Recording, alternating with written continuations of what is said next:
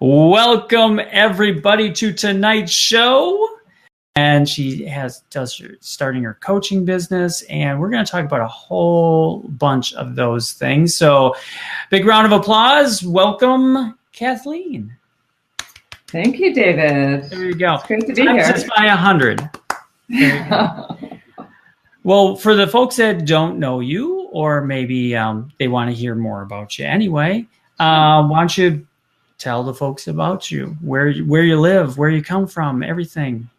Great. So I was born and raised here in Vermont, the great state of Vermont. There's beautiful mountains and clean air, and there's all kinds of wonderful things here. I've worked for a governor for 7 years. I was a legislator for 8 years. I had the great opportunity to address the Brazilian parliament about women and minorities serving in government. So that was pretty awesome. And I owned and operated a couple of small businesses, which included bowling alleys, which is always fun. I really had a great time. I have to say, that was probably one of the best times that I've had. It's just a lot of fun because you're in the service industry and people are there to have fun. They're not there to complain. Oh, most people. Yeah. And it just seems like my life was pretty good. From the outside, people would think that I've had it pretty easy throughout my lifetime. But on March 31st in 2010, my son Logan took his life at the age of 19. He not only took his life, he took his life when he was angry at me. And he left a note that had 3 sentences. And the sentence that matters is, he said, I don't want my mom at my services. Those are my last wishes, Logan. So it's a painful thing to speak about 8 years later. And to be honest, I didn't even speak of it at all for the first 8 years. I just recently, during a meditation, I got a sign, and we can talk about this later, but during a meditation, I got the sign. And we lost the feed. Let's see if we can bring Kathleen back in. All right. Well, we're going to see if we can get Kathleen back into the show here. For some reason, we lost the feed to that, and I'm not even sure if we are going out live at this point either. We're trying to get out there, and it looks like it's... Tell me in the comments if you can see us, and let us know. I'm trying to get Kathleen back in to the feed here. And I apologize for this. This is live, and so everything kind of goes its course that way. We're going to see if... All right. If you can, Kathleen, if you see me or hear me, if you can maybe go out and then come back in, click out of your feed, and then click back into that. Maybe that'll restart that for us. And let me know in the comments if the feed is coming through. If you can see us live in there, because it looks like it's not coming through on the other end. There you go. You're back. Hello. 1 second here, because I for some reason, maybe that was all meant to be, because it looks like we're not going out. Oh, wow. On the feed. So I'm trying to see if I'm checking it out on the monitor, and I don't see it on here. So I'm going to try a different one and see if it's coming through there. Oh, it did. It was. Okay. It's coming through on the original one, so that's fine. Good. That's good. Awesome. Okay. So, sorry about that. No problem. At a very inopportune time for that. But when we lost you, you were talking about your son's note Okay. Did it come through about my son's note? That's a good question. Why don't you tell us about your son's note again? Okay. So a month after, can you hear me? Yeah, I can. Okay. You're Yeah. good. Okay. So a month after my son passed, I found out there was a note because I didn't know there was a note. And the note said, there are three sentences. The one sentence that mattered to me was, I don't want my mom at my services. Those are my last wishes, Logan. And it is a painful experience to lose a child at all, and then to lose a child to suicide when they're angry at you, and then to have on top of that in writing his anger. I actually saved. I didn't save it. I internalized that for the first 8 years, and it's only been 8 years. I'm just talking about his note now, just a few months ago.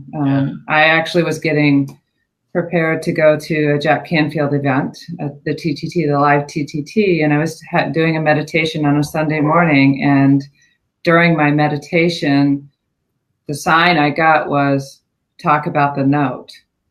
And I'm like, what is happening here? This is the first time ever I've meditated and I get something negative come through, like I was like, no way. And I instantly started crying. I couldn't get myself together. I'm like, I can't talk about the note.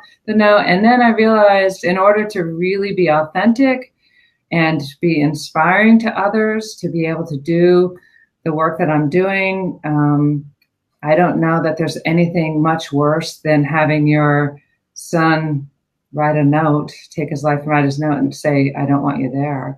So if I can make it through that and I can talk about it, then I want to be the inspiration for others to be able to know that they can get through that as well. Logan's suicide was really the catalyst to me actually investing in my health. The other events in my life that's occurred, I've divorced, I've been a single parent for most of the children's lives. I was born to an alcoholic father who was abusive, which drank the money away, so caused other financial challenges, and there were other abuse issues in the family, and I was bullied as a kid. So all of that stuff was a difficult childhood. Fortunately, I had a stepfather that adopted me, and he was just amazing. I was in sixth grade, and he changed a lot that had occurred in my life. So I'm fortunate in many, many ways. I really believe that all of the challenges that I've been through in my life really helped me survive my son's death. And Logan's death didn't allow me to bury that pain anymore. I could no longer appear as if I was successful, appear as if all is well, and read self-help books. And after another failed relationship, you're like, oh, maybe I'll delve into another self-help book and see if I can do something different. Oh, I've got this. And once again, it's another failed relationship. And I couldn't do that with Logan. It truly felt as if a building had blown up and all the rubble landed on my back, and a vice grip was squeezing my heart, and I couldn't breathe, and it got tighter and tighter and tighter, and it just became so painful. I ended up on his grave and just crying, screaming at the powers that be, and just said, take me to, I can't do this anymore. I just can't do this anymore. And, I came to a place where I'm getting this message. If this is happening in your life, then you are meant to do something with it. You've got the voice, you've got the media contacts, you can help people recognize suicidal signs before it happens. You can help people to understand the pain, the excruciating pain that's left behind. You can help people understand how far and widespread that pain goes. Yeah. Because it doesn't stop at your family. it's your coworkers, it's your coworkers' families, and it just snowballs. Yeah. And so, yeah, that's a little bit about my life. Yeah. So when his suicide happened, when he took his life, and then you went through all of that, prior to that, were you pushing all that other stuff down? Were you, I mean, were you just burying that inside? So I was a queen at compartmentalizing, like yeah. something would occur and I'd be like, I'll show you, you don't think I can succeed. You don't think I can be a legislator. You don't think that I can work for the governor. Oh, you don't think that I can get a college degree as a single parent working 2 jobs? Watch me. And so it was more about proving to the world, I was, and I'm very grateful for the experiences I've had, but I was trying to prove to the world that I was worth loving. I was worth being cared for. I was worth not to be ashamed of the experiences that I'd gone through. And really what I was able to recognize after Logan died, and it takes a lot of work, a lot of commitment, and a lot of desire to really not want to continue on the same path that you've been on for the years that you've been on it. And what I needed to do is surrender to that pain and actually work through the pain. So I buried the pain. So there were like vaults and chains and buildings, and there's my heart, the light was shining inside. Your light always shines, but it was so closed that I couldn't feel my light. I couldn't see my light. I continued to bury it. And I portrayed to the world like, oh, I'm happy. Everything's good. Oh yeah. No, I can do this. And you just keep going. And I couldn't do that with Logan because it was so painful. Like I can't even describe. I wanted to die. Like I did not want to live. And at that moment on his grave, I realized at that point, like, I get it now. Like I understand the pain he was in. I don't agree. And there are other ways to get through that, but I understand the pain he was in. And there was all kinds of anger toward other people, and it's working through some of that pain, feeling it, understanding that you're going to get through it. It's a momentary kind of thing, that it's a point in time, and that once you feel that and allow yourself to go through that excruciating pain, do what you have to do, the process, take another step to freedom. And that one door at a time, one window at a time, one chain comes off, then the combination starts to be figured out, and then you can hear the clip come open and you're like, oh my gosh, I feel lighter. And then you start daring to take some risks of doing something that is unusual and uncomfortable. So there's a saying out there, you need to start to, I think Jack actually says it, Jack Canfield, it's like, start to get comfortable with the uncomfortable. Because when you're starting to get comfortable with the uncomfortable, you start to grow even more. And once you start to grow, it's almost addicting for me. I feel like I am a completely different person today than I was a year ago, than I was 8 years ago.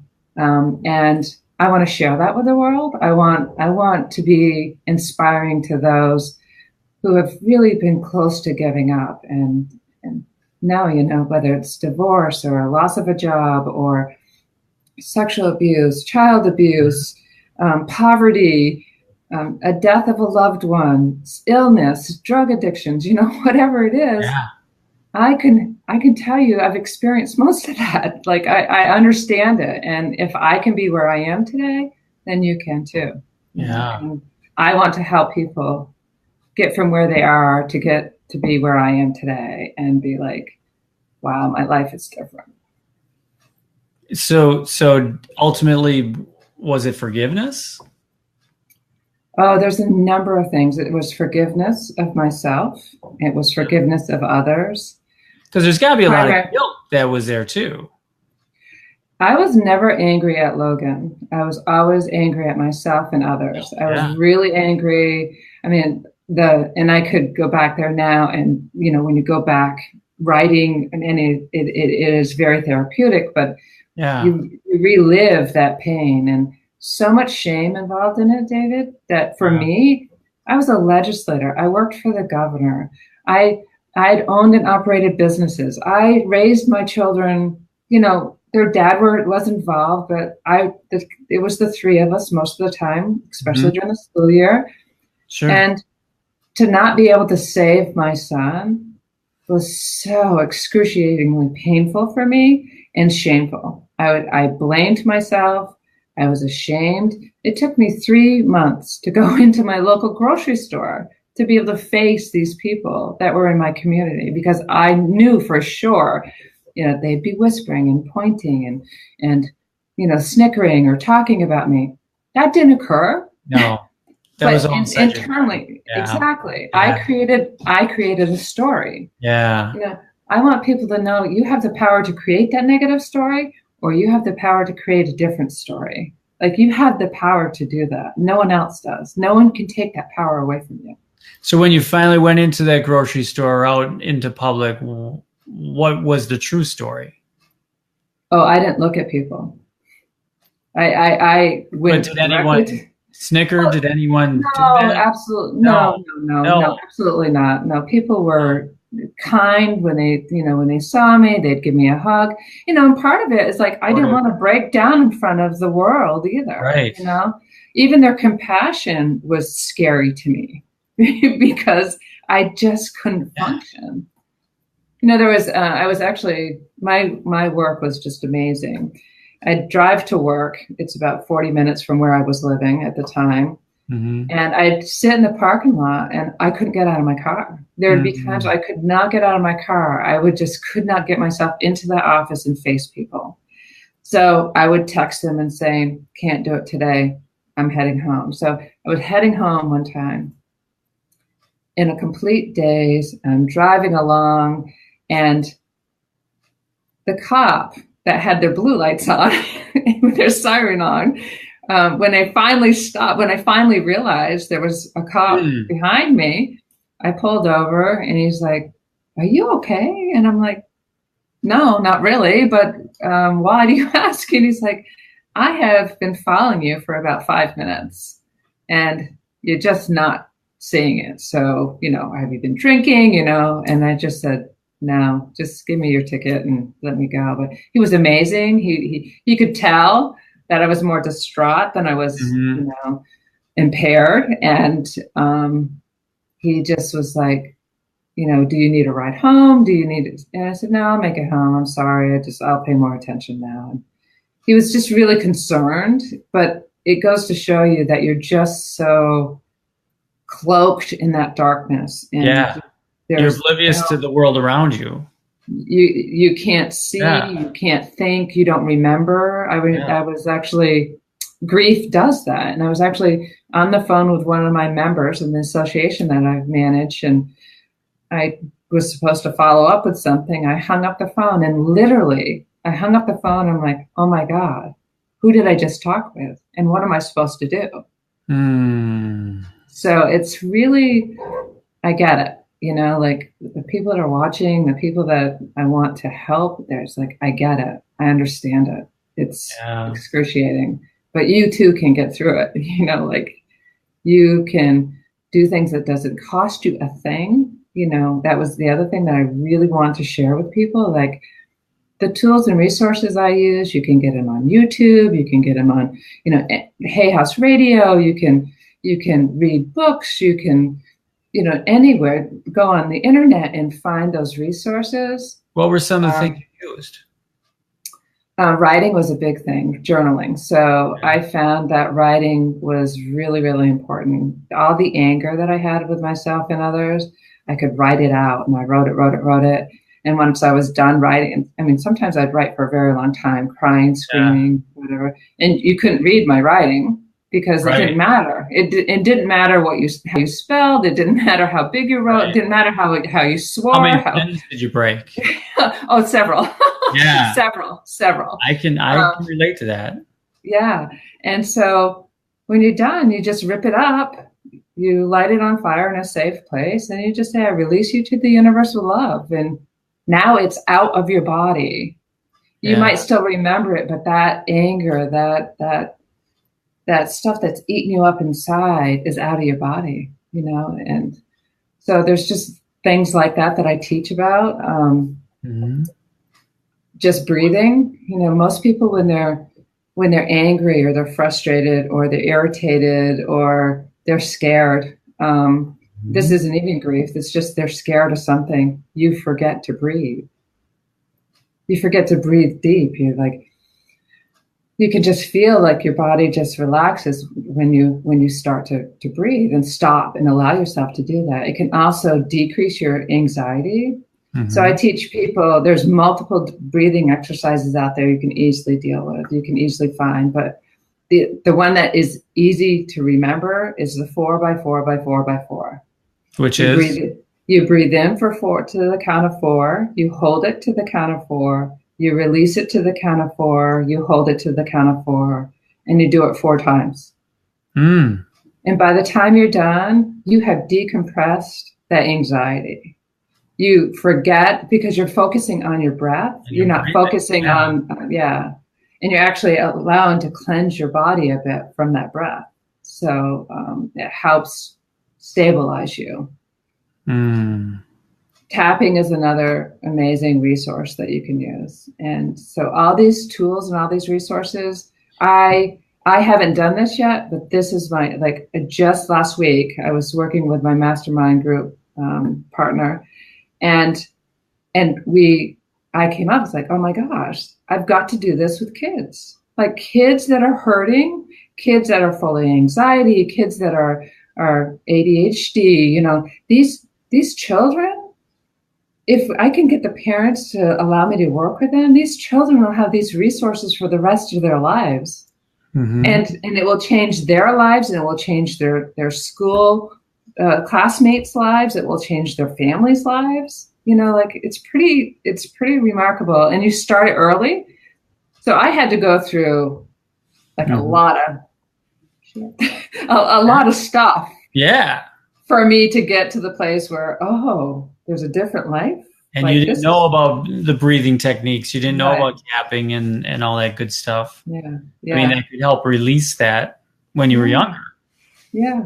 Even if there's a child who is scared in their environment, I lived in that home, my form of safety, what I've done in the past is to freeze and to assess the situation and decompress the situation before it happens. That's my form of oh my gosh, there's going to be a challenge here. I better smooth this over and get this because, what would occur would be real severe.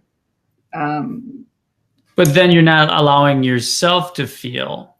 Right. Exactly. So that's my point is so if there's a child that's fearful that something's going to happen to them, start tapping. Even though I'm scared and I feel unsafe, I completely and unconditionally love myself. Just tap, just keep tapping, and just keep telling yourself, I completely love and accept myself just the way I am. Just keep tapping, just on the edge of your hand here. Just keep tapping on that and say that over and over and over. Then breathe. And there's a whole process in that, as you know. Yeah. And for anybody that's watching, you can go on YouTube and look up Nick Ortner. Jack Canfield. Nick probably is the master at this, and Jack uses a lot of his materials or refers a lot to his materials in that too. So, just go on YouTube, Jack Canfield, Nick Ortner, any of those, and you can get some great videos. They're free. Yeah, you can actually just type in tapping when you're on YouTube. So you can go and find the person that you can connect with the best. It's the best way to do it. Yeah. I agree. But yeah, you can get those sources on there. Energy healing is really important as well. I felt like that was there is a cost to that. But energy healing has really, really helped me a lot. I've worked with mediums, I've worked with intuitives, I've worked with just connecting to the other side, or actually connecting to the energy that's really existing right here. It's not even the other side. We're all energy and it's still there. So yeah. Yeah. Even cleansing yourself through Reiki and different things of that sort too really helps too. Yeah. I'm a certified tarot card reader. I worked with Vadley Valentine and Doreen Virtue, and little do people know that oracle cards can be great guidance tools. I have I have Colette Baron Reed's newest deck, the Oracle School. That is the Mystical Shaman. I just love it. Every morning I draw one and I meditate on it. It's just good guidance. Yeah.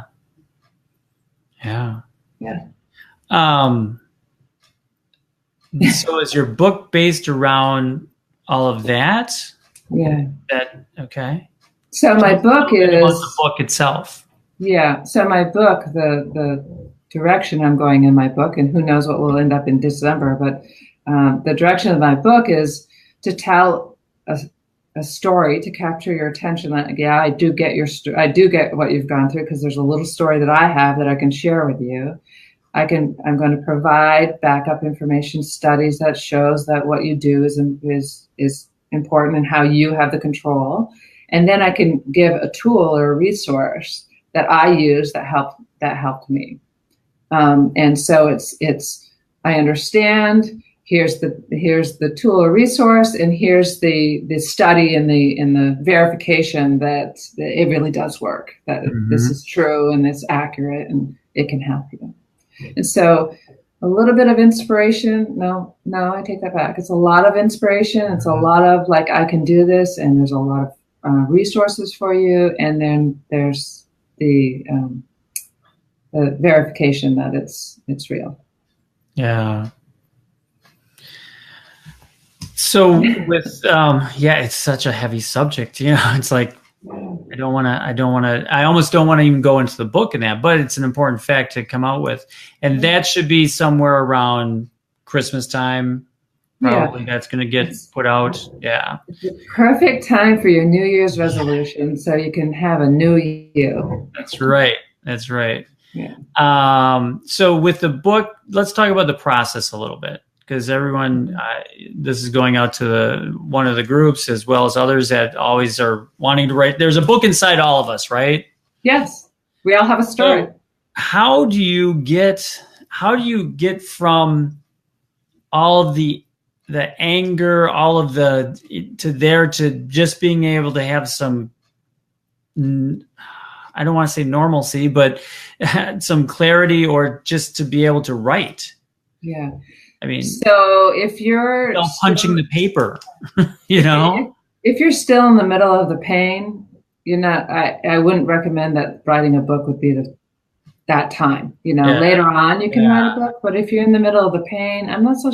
But writing is therapeutic. So even if you just want to write it and you don't share it with anybody, that's perfect. You can break the pen, you can break your keyboard and go get a new one. You can do whatever you want, because it's whatever's therapeutic for you. What works for me will not work for everybody. What works for you may not work for me.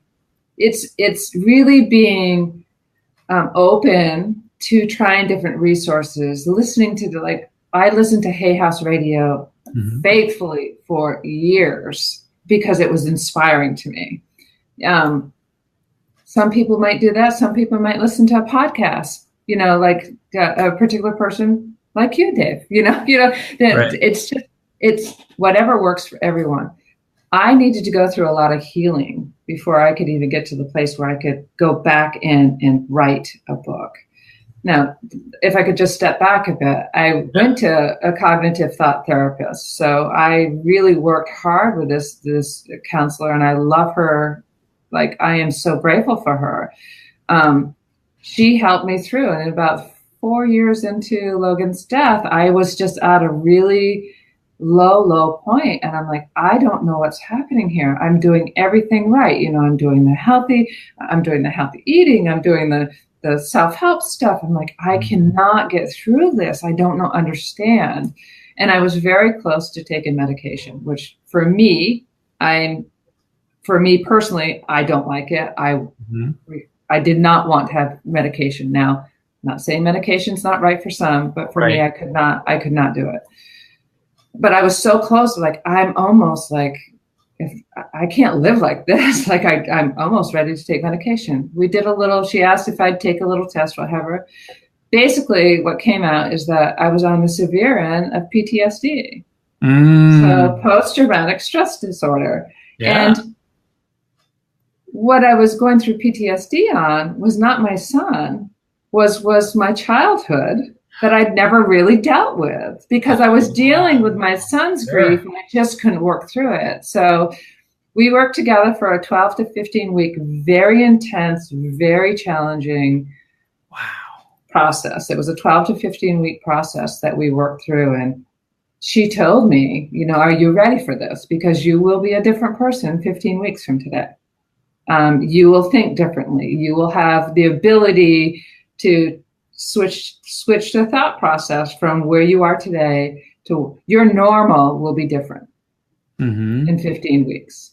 And sure enough, she was right. And that helped me, again, one more step closer to healing. And, you know, you think that you're angry with one person, and as you allow yourself to work through the grief that you're going through right now, you realize you're not angry at that person at all. It's really someone else you're really upset with. You just couldn't even see how upset you were with them. Then you can forgive them. And ultimately, what you do is you forgive yourself. There was one experience I had as a child on the playground that I have carried shame for years about, for years. And I'm sure that anybody else has nothing, like they probably don't even remember it. But for me, I've carried shame for years on it.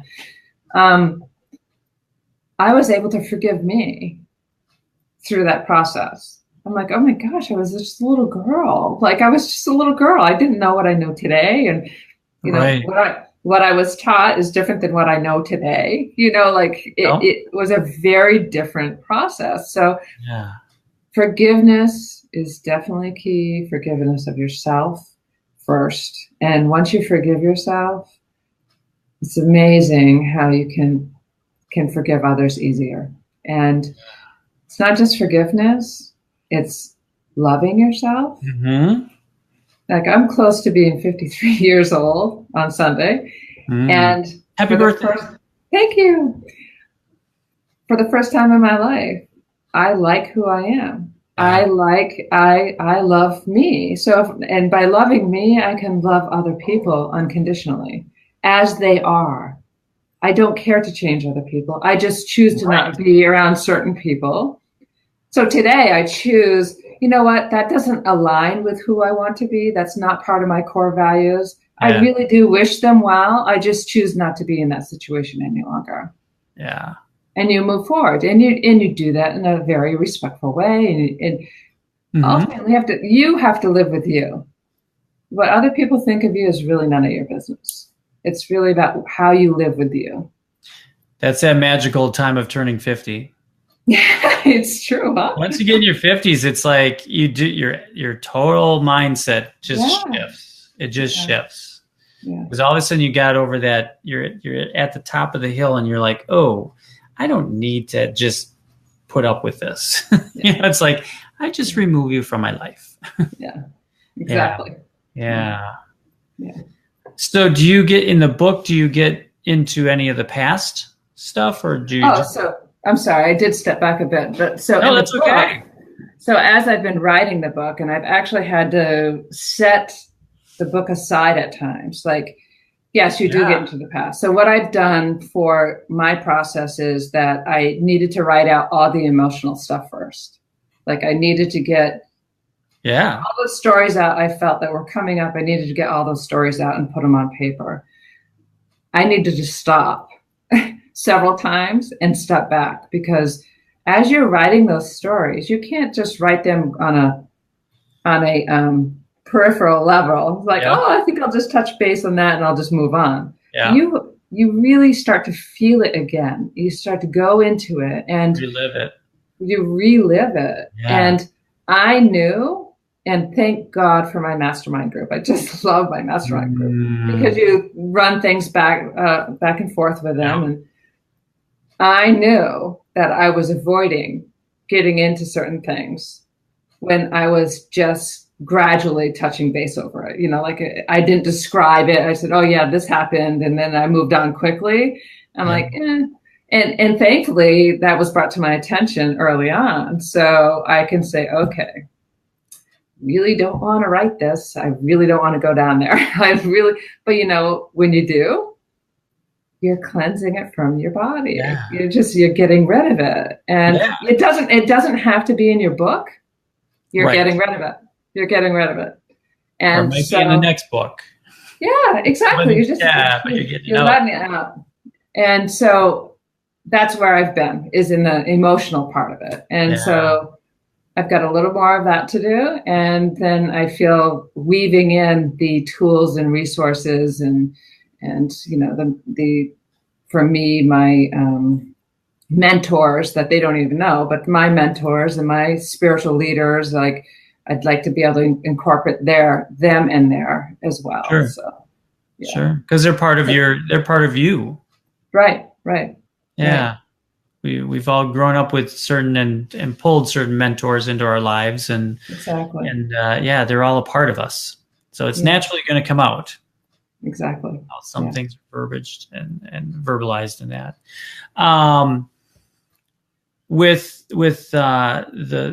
So we have the book, and then you went to Train the Trainer, Jack Canfield's Train the Trainer Live, right? I did, yes. Yeah. I've got another week in September to go to, and I've just signed up for the RIM process and the energy healing process. So it's a week before that, the essentials. So I've got 2 weeks in California too. And that's with Dr. Deb? That's right. Dr. Deb. Oh, Dr. Deb will be here in 2 weeks. Yay! Awesome. Great. Yeah. I'm excited. She's really good. I've gone through it and it's really pretty amazing. She is just awesome. Yeah, she is. She is incredible. Yeah. No, she is just incredible. So touch on that briefly. Like, how did you like the experience? Oh, energy healing I have been a part of for several years. I actually had a friend that I trained with for a bit on my own, so I've got some energy healing experience myself. So it was easy for me to go into Dr. Deb. So, it goes back to Logan Snow. I went to the TTT training knowing that I was going to do a session with Dr. Deb, because in order for me to do a 90-second introduction and actually talk about my son's note, I was going to need to do some healing around that shame, because I was carrying a lot of shame around that. Yeah. And, the process is just very smooth and it's not difficult. You can lay down, but I wasn't laying down. I was just sitting up, and actually what I thought I was going to talk about, I ended up not even talking about at all. It actually went deeper than that. And, for 2 days after that, which I think is a little unusual, but Dr. Deb could probably talk to you about this. I was pretty emotional, like, oh my gosh, how am I going to do this? This is big stuff to blurt out what I'm going to blurt out. And the morning of my turn to do my 90-second introduction, we were doing our silent hug. We do a meditation, we do our silent hugs. I got one hug in and I could feel it boiling up, and I was not like, it wasn't just a few tears. I could feel it boiling. I'm like, I've got to get out of this room. Yeah. And I went running out the room, and Anita, she's a shaman. I can't remember Anita's last name, but she's amazing. Yes, exactly. Yeah. Yep. So I went out, and she, I knew her, she was there, but she totally left me to do my, to go through what I needed to do. Once I lifted my head up, she gradually came over. So she helped me, get to the place where it's shame, like there's such a need for me to tell the truth because not because I want people to feel sorry for me, because I want people to know that I've been through some pretty bad crap and look where I am now. And you can too, like you can do this. Yeah. Just invest in it. Yeah, exactly. And a goal to reach towards. So it gives them something to work towards. Yeah, exactly. Yeah. Yeah. Yeah, it's a great experience for anyone that, is thinking about being a trainer, being a life coach, anything. Train the Trainer live is just incredible. So I can tell you that story too. I went to the, do you want to hear this? Yeah. I went to One Day of Greatness in Boston with Jack, and a week before we get an email saying, yes, 3 weeks before the Train the Trainer live. So I go with a friend, and a week before we get these emails saying, "Well, there's a few seats left in the VIP section," So we're like, "Yeah, why not? We'll do it." So we did the VIP section. So we got to sit up front, and we went through Jack's, E plus R equals O, which I'm like, that's it. That's what I've been living my life by. And I didn't have a formula. Like I couldn't, put a description on it. It's like it's your response that how your outcome is going, how your life is going to be. It's really your response, how you react. So event plus response equals outcome. Right. For those that don't know what that is, but yeah. So there's always an event in your life. You sometimes might cause the event, or you may not, like my son's death. You have a response or a reaction to that, and however you respond or react is how you're going to live your life. Your life is going to be the way you react or you respond. Yep. I was reacting with the pain, and it's absolutely okay. Ultimately became responsive. Like, how am I going to live my life, and how am I going to continue to honor my son for really the amazing boy he really was, and that was to do what I'm doing today. So Jack's talking about the two programs that he does, that he has, BTS, Breakthrough to Success. Yeah. So there's Breakthrough to Success and the online TTT. And he was talking about those two programs on the stage. And he said, well, there's one more, but we don't have any seats, so I'm not going to talk about it. We only do it once a year. That's the live TTT, and we're not going to talk about it. So we go to have lunch, and I'm sitting down there with my friend, and there's probably 100 people. Maybe it's 50, but it looked like 100. Yeah. And who sits at my table? Jack Canfield sits at my table.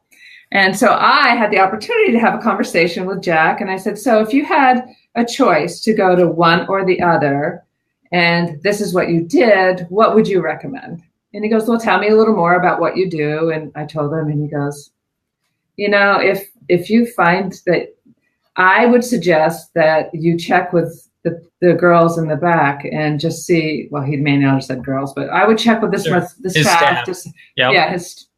They're magnificent women, by the way. Yeah, they're amazing. Put them in that category. So yeah, absolutely, for sure. Yeah. I would check to see if there's still a seat left, and I would try to get into the live TTT. Yep, train the trainer. Yeah, and I was like, okay, but it's a lot of money for me. That was it felt like a lot of money. No, it's a lot of money. And I went out and I was like, I'm emotionally attached to this. I cannot, get grounded enough to really be clear on what if I should do this or not. So I did a body test, the kinesiology. So I just like, you fall forward is, for me, falling forward is yes to the answer. And so I did it. And I asked if I should do it online or if I should do the BTS. And both of them were just neutral. Didn't go forward or backward, just neutral. Like, sure, you can, but it's not going to be a big deal. Right. So when I did the live Train the Trainer, I like my body, and my friend was there. So I mean, she saw it, and my body just looked forward and said, okay. So I went and talked to him. In a 3-week period, I did 40 or 50 or 60 hours worth of work, whatever that was. I watched every single video I needed to. I did the 84 question test, and I did the 3 essays before I left in a 3-week period, plus worked 40 hours a week. And I was like, Jack Canfield doesn't realize it, but he's pretty intimate with me. We showered together, we exercised together, we commuted together. Oh, Jack Canfield. Clearly, it was all on video. Well, not all on video, no, but I meant like. There you go. Well, that's your third job. No, I'm kidding. No, it's a joke. Do not yell at us. Yeah. No nasty emails to me, please. No, please, no. Yeah, that's incredible. Yeah. And so they made a space for you. Yeah, there were 49 people, and I was the 50th. And so I'm like, okay, I'm doing it. Yeah. And so honestly, Dave, I've lived, I was talking to Jody tonight, one of the women that work for Jack. I was just before, and I said, I've lived the principles, or a lot of the principles, for the last 8 years. Like which I'm so excited that I've lived that. Yeah. But what was helpful is I incorporated some of the other success principles, and I have catapulted forward since May. I've gone further than I did for 3 years. It's pretty amazing. I highly recommend the Train the Trainer program, for sure. It's incredible. And I might as well give a little advertorial, right? With Jack, you have the 1 day to greatness. That's what he's doing as right of now. You have the 1 day of greatness that gives you a taste of it a little bit. There's a few exercises in there. There's, it gives you a taste of Jack and what he does. And then there's BTS, or Breakthrough to Success, that he does now once a year in the fall. And that is like the next level up. Right. So it gives you, I think 5 days. 5 days now. In 5 days, you get a little bit of taste of what Train the Trainer might be. So if those things feel really right for you and resonate with you, then it's like, let's step up and go to Train the Trainer next, where you can really live it, be it. It gets ingrained inside of you, and then you can teach it. Well, the other thing for that is there's an online Train the Trainer as well. So for those who can't, this year he came out with Breakthrough to Success online too. So in both facets, you can do those online.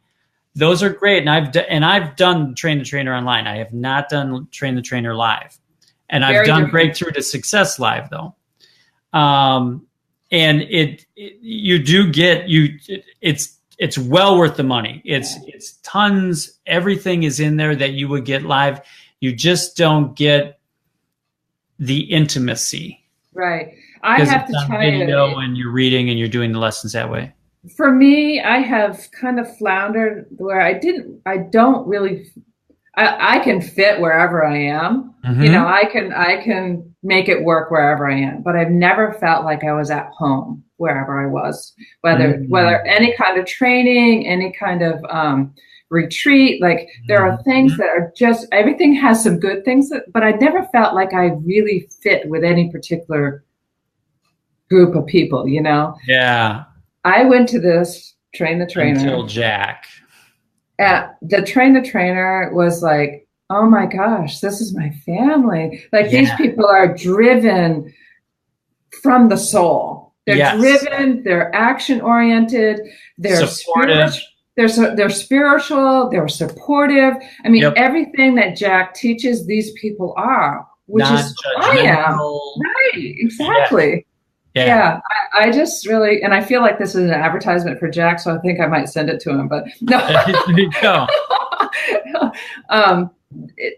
But I wouldn't be so high on what he does and his staff and his volunteers. There are 16, I think, this year with Kathleen Seeley and Trisha and Forrest and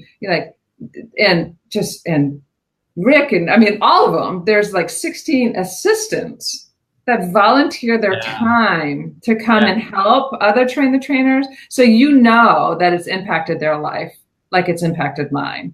Yeah. It's just, and I mean, I'm moving to another state. I gave my notice at my job so I could just be completely all in on this business. So, and you can start spreading the good word out. Yeah, exactly. Yeah. And it's an incredible experience. I can attest to that. I've never experienced anyone like the Canfield Group. Right. They're not. There's nothing like that. I've had people go, "Oh, that's like the Tony guy," and that I won't throw their names out there. Absolutely, totally different. The opposite of the spectrum too. It's all about the work. It's all about the quality. It's all about being supportive of each other. It's not about pressuring you to make a change and sell something. No, it's not. It's about giving the opportunity to first the people that are there, but then giving you the ability to go out and help other people.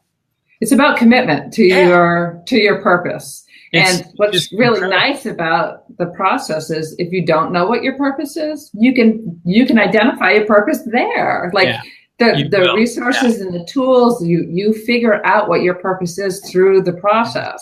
Yeah. And those who think that they know their purpose, they can fine tune their purpose, or they get an aha moment like, oh my God, that's not my purpose at all. This is my purpose. Like it's really, it's pretty remarkable. Well, even in the hug process, I know in BTS Breakthrough to Success last year, like the first day, and I was cool with the hug process, but all of a sudden you saw that first day when we were doing that, the first time ever doing it there. I mean, all of a sudden I saw people fleeing the room. Yeah. What's going on? This isn't a bathroom break. What's going, you're seeing a few people like go, it was just too much for them. And then they slowly, moved into that. Yeah. Well, I'm a hugger. Like I love to hug people. I'm just a hugger. And I was uncomfortable the first. Well, there's different. Because it's not. You go through that, right? Because it wasn't just the hug. There's a silent hug, and then you hold their hands and you look them squarely in the eye, a stranger in the eye. You're like, oh my God, they're going to see my soul. What are they going to say? What are they going to do? And by the end, you do not want to let go. You do not want to go home. The energy that's there that is just transmitted between two people, and then you move on to, it's not like you stand there with one person, you move on to the next person in that too. But it's not like the quick pat on the back thing, and and there's a whole lesson to that. And that the proper way of doing it, left ear to left ear and all that good stuff. Heart to heart. And it's amazing how people, you see the shift. You feel the shift of the energy in that room and with those people, of how after the second, third day, fourth day, it's like, and then by the fifth day is like, we got to go home. I didn't want to come home. It's like, no, we're all moving in here. Yeah, exactly. You're addicted to that energy that's there, that positive energy and everything that's in the room. And it's not like any other event that I have ever been exposed to. Yeah. I'm sure there's other people that do well. Well, graduates of Jack's doing some great workshops out there. Yeah, the BTS I think is really good, but I understand there's like 300, it's a little larger group. The trainer in person is 50 people. And then assistants. Yeah. And what I got from that is like, I have made connections. Not just connections, like friendships with people around the world. I had a call with someone from Hong Kong last night. Amazing? It's so amazing because it's not about what you can get. It's about making connections. It's about really, truly caring about the person that's on the other side of you. Like you're just like, so tell me what's been going on. Tell me what your life was like. How'd you get here? It's like really connecting with people. It's really pretty awesome. Yeah, I've done calls at like 6 a.m. my time, 5 a.m. my time, 4 a.m. I think Penny in the Philippines, like, set me up at 4 a.m. because it's evening there. Right. Set up. I believe it was like 4 a.m. She's like, can you help me with this? And I'm like, sure. Yeah. I'm like, give me a few seconds so I can look a little bit more presentable. I get up at 4 a.m. anyway, but I don't look the best. The hair is kind of,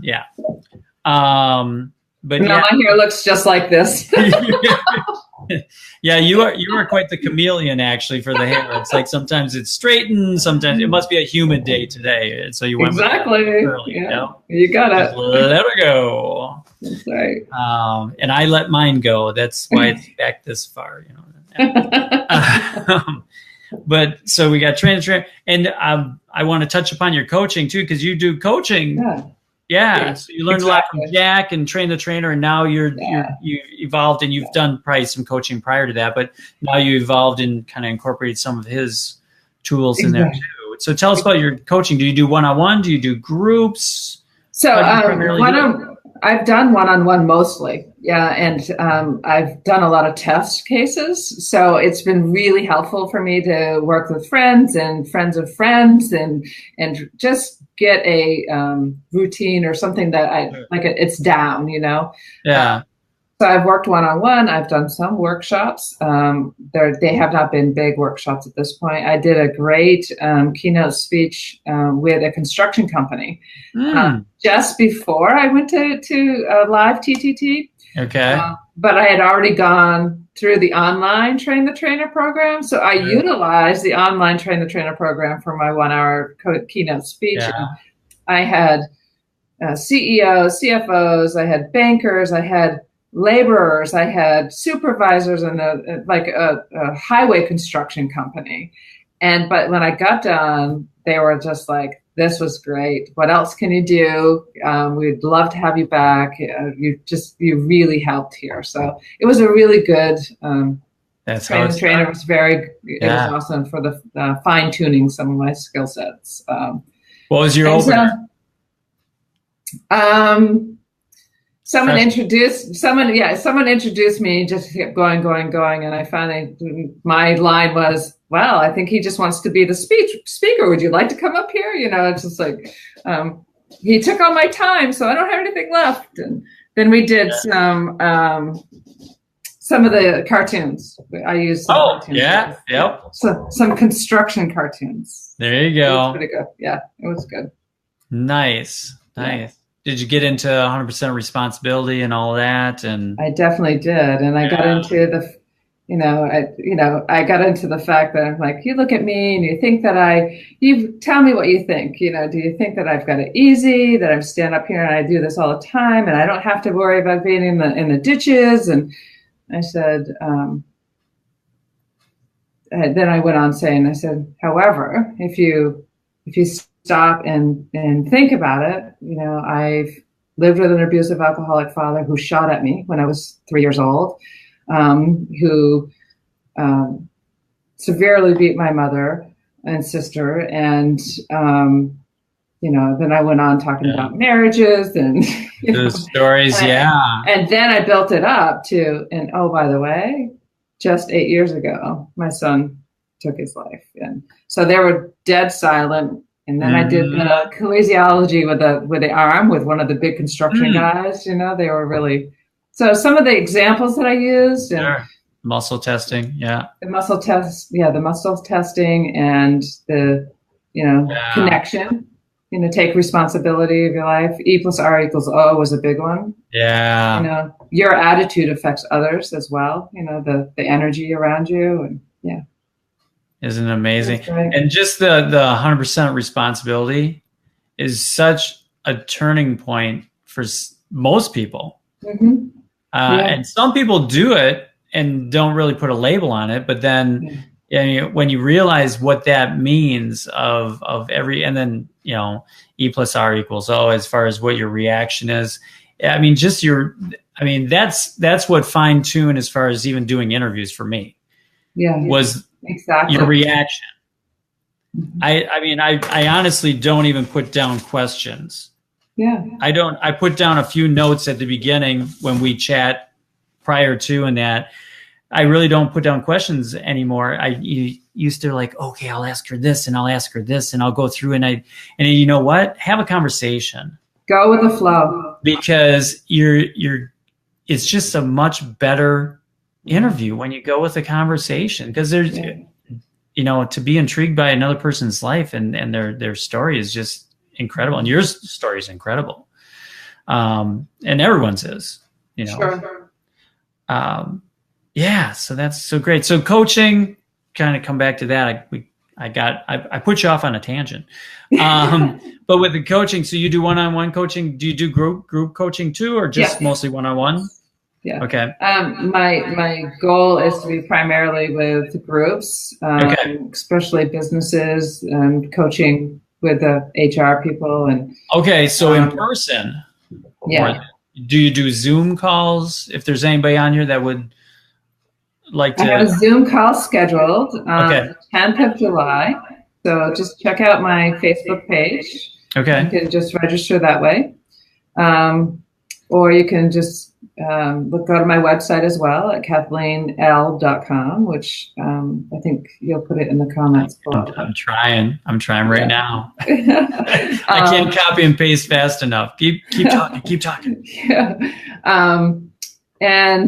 So that call is five quick tools that you can do to jumpstart your mornings and create a daily practice, which is what I do every day. I get up at between 3:30 and 4 every morning, and I have a daily practice that includes multiple tools, which we'll wait until the 10th to share with you. And then I start exercising at 5:30 and go to work, and here we are at 8:00 at night doing an interview, and it's perfect. That routine, yeah. And your Facebook page is Cathleen L. also, right? So it's Cathleen L. So just go on Facebook and Cathleen with a C. Right. So if you're not watching us and you're listening to this, then it would be Cathleen with a C. So it's Cathleen L on Facebook, and it's KathleenL.com is your website. And I think on Facebook it's at Cathleen. It's at inspiration at Cathleen L. I think I can't remember. It's the title of your Yeah, it's inspiration. I should know that, but I don't. But if you just went and said Cathleen L, I have a personal Facebook page, and I also have the other Facebook. Otherwise, they could look you up as Cathleen Lamberton and probably get a link from there on Facebook. Yes. Okay, it is there. Kathleen Lamberton, but the biggest thing is just Kathleen with a C. Yes. Is that backwards? If we do it this way. Yeah. Kathleen with a C on that. So but if they want to get in contact with you and check you out for coaching, or do you do free discovery calls, half-hour discovery calls, or what do you? Yeah. We'll do a half-hour discovery call, and I'll work with the children if you're interested. Let's have a conversation about what they might need. From tapping to energy healing to resources of breathing, understanding, just teaching them a few things. But if you're a parent, it's okay. You can chat her up too. Yes, exactly. Yeah. Because you guys can teach the parents, and the parents can teach the children too. So for sure. That's where the trickle down goes really well. Mm-hmm. We like that part of trickle down. For sure. As we're kind of wrapping up here, any little tidbits that you can tell us for the audience? Remember to love yourself. Remember that in order to love anyone else, you have to really like who you are. Operate from authenticity. Sometimes it's really hard to be authentic to who you are. Lots of times we try to cover that up to please other people, to keep your environment safe. And it's really your body that's reacting to your safety. Not always. Sometimes you're in an unsafe place, but your reactions oftentimes are from what you have known, what you've been taught, not where you really are. And just keep working at it. Let's just keep moving forward, one step at a time. Don't look at the end game, just one step at a time, moving forward. Yeah. So thank you, David. I really appreciate you having me. thank you for coming on board and sharing with us. And if anybody feels beyond all of that you can't do it on your own, contact one of us, contact someone locally, where, whoever you feel comfortable with, talk to someone about it. Yeah, absolutely. The other thing I forgot to mention, I definitely want to just mention it quickly, is writing a gratitude list. Every day I write at least 10 things I'm grateful for. I wake up in the morning and I just write what I'm grateful for. Sometimes it's just grateful that I get to sleep in a bed. Sometimes I'm grateful because the plant is beautiful that's beside me, just like, and sometimes I am so grateful. I'm so surrounded with such amazing, remarkable people, Yeah. So just write, when you start your day off with gratitude, your day is brighter. Yeah. You see things in a different way. Yeah. Most definitely. Great point. Yeah. Thank you so much for sharing that. Thank you. All right. Well, we're going to go for now. Next week, there's no show because it's July 4th. Yay. If you're in Happy America, 4th. we shoot up rockets and stuff in America.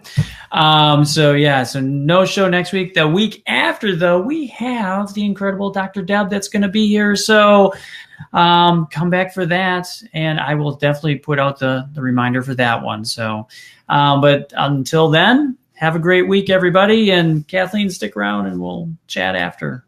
Great. Thank you. Thanks.